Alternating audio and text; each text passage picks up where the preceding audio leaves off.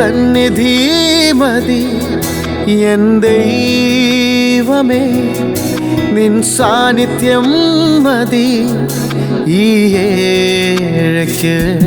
നിൻ ദിവ്യകൃപകളാ ജീവിപ്പാൻ നിന്നാത്മശക്തി പകരൂ നാഥാ. നിന്നാശിഷം ചൊരിയുക എന്നിൽ, നിന്നാശിഷം ചൊരിയുക എന്നിൽ. കേൾപ്പിക്കുക നിൻ സ്വർഗീയനാദം.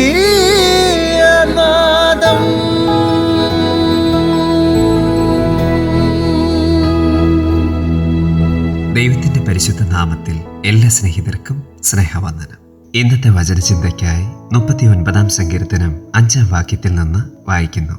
ഏതു മനുഷ്യനും ഉറച്ചു നിന്നാലും ഒരു ശ്വാസമത്രേ. ദാവീദ് ഇപ്രകാരമാണ് ഈ സങ്കീർത്തനത്തിൽ പറയുന്നത്: ഞാൻ എത്ര ക്ഷണികനെന്ന് ഞാൻ അറിയുമാറാകട്ടെ. ഇതാ നീ എന്റെ നാളുകളെ 4 വിരൽ നീളമാക്കിയിരിക്കുന്നു. എന്റെ ആയുസ് നിന്റെ മുമ്പാകെ ഏതുമില്ലാത്തതുപോലെ ഇരിക്കുന്നു. ഏതു മനുഷ്യനും ഉറച്ചു നിന്നാലും ഒരു ശ്വാസമത്രേ. ഏതു നേരത്തും മരണം കടന്നു വരാം എന്ന് ചിന്തിക്കാതെയാണ് അനേകരും അനേക കാര്യങ്ങൾ ആസൂത്രണം ചെയ്യുന്നത്. എന്നാൽ മരണം ഏതു നേരത്തും നമ്മുടെ ജീവിതത്തിൽ കടന്നു വരാം. ആ സമയം ഞാൻ ഒരുക്കമല്ല എന്ന് പറയുവാൻ ആർക്കും സാധ്യമല്ല. മരണം വന്ന് വിളിക്കുമ്പോൾ നാം പോയേ പറ്റൂ. എന്നാൽ ഇന്ന് നാം ജീവിച്ചിരിക്കുമ്പോൾ നമുക്ക് ഒരുക്കമുള്ളവരായിരിക്കുവാൻ സാധിക്കും. നാം ഒരുങ്ങിയിട്ടുണ്ടോ? ഇന്ന് മരിച്ചാൽ എന്റെ നിത്യത ഞാൻ എവിടെ ചിലവഴിക്കും എന്ന ചോദ്യത്തിന് നമുക്ക് വ്യക്തമായ ഒരു ഉത്തരമുണ്ടോ? അപ്പോസ്തലനായ പൗലോസ് പറഞ്ഞു, വിട്ടുപിരിഞ്ഞാൽ ക്രിസ്തുവിനോടുകൂടെ. ആ വലിയ ഉറപ്പും നിശ്ചയവും തനിക്കുണ്ടായിരുന്നു. യേശുക്രിസ്തുവിൽ വിശ്വസിച്ച് നിത്യജീവൻ പ്രാപിച്ച എല്ലാ ദൈവമക്കൾക്കും ഈ പ്രത്യാശയുണ്ട്. അവർക്ക് മരണത്തെ ഏത് നേരത്തും ധൈര്യത്തോടെ നേരിടുവാൻ സാധിക്കും. അതേ പ്രിയപ്പെട്ടവരെ, മരണം നിശ്ചയമാണ്, സമയം നിശ്ചയമല്ല. ഈ ദിവസം, ഈ സമയം ദൈവം നമുക്ക് നൽകിയ അനുഗ്രഹമാണ്. നാളത്തെ ദിവസം നമ്മുടേതല്ല. ഇവിടെ ഒന്നിനും ഉറപ്പില്ല. നിശ്ചയമായും നാം പോകേണ്ടി വരും. കർത്താവിന്റെ വരവിനായി ദൈവമക്കളായി തീർന്നുകൊണ്ട് ഒരുങ്ങി ഉണർന്ന് പ്രത്യാശയോടെ ജീവിപ്പാൻ ദൈവം നമുക്ക് നൽകിയ ഈ അല്പസമയം നമുക്ക് വിനിയോഗിക്കാം.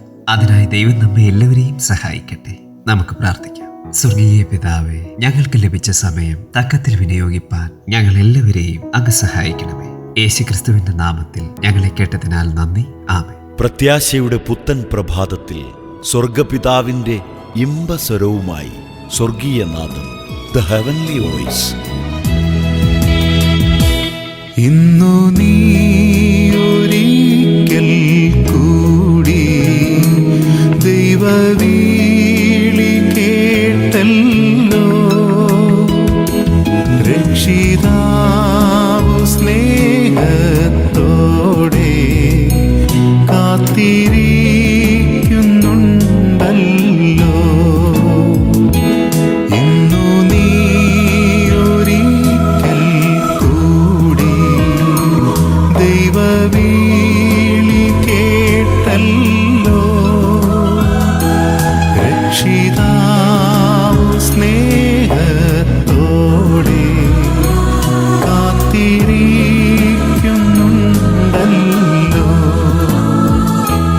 ഇന്നു തന്നെ യേശു നിന്നെ രക്ഷിപ്പാനായി കാക്കുന്നു. ഭയം